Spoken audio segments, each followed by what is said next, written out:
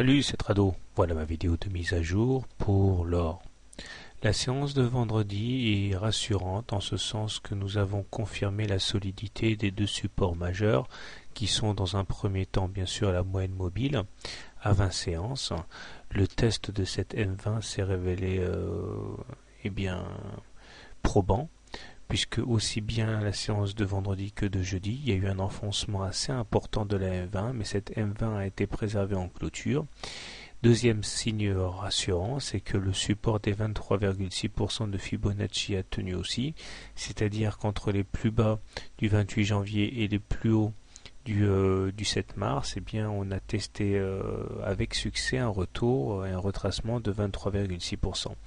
Cela laisse donc entière la probabilité d'aller chercher l'objectif de la tasse avec anse ici, puisqu'on n'a pas réintégré la ligne d'eau, ce qui veut dire qu'à terme on peut toujours s'attendre à aller chercher, taquiner les 1480.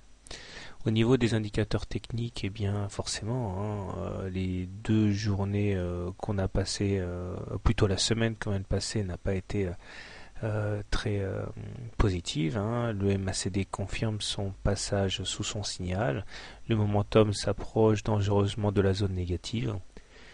Et le stochastique est à 51, donc près de 50, donc près de sa zone de neutralité, mais avec un avantage au baissier puisque le stock est en dessous de son signal.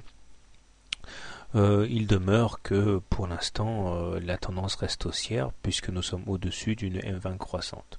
Je vous rappelle que nous sommes là dans une configuration où nous avons échoué pendant près de 2 semaines à casser par le haut la fourchette d'Andrews noire, ce qui veut dire que là, selon toute vraisemblance, eh bien les opérateurs parient sur une rotation dans la partie supérieure de la fourchette d'Andrews, c'est-à-dire entre globalement les 1430 et les 1377.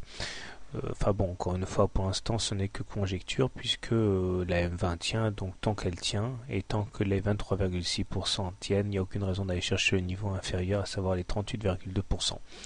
Donc si vous êtes haussier, vous avez un bon point d'entrée là sur les 1413. Par contre, si vous voulez vendre à découvert, je pense que le point intéressant ce serait de shorter la moyenne mobile à cette séance ici qui joue maintenant comme une résistance à la hausse.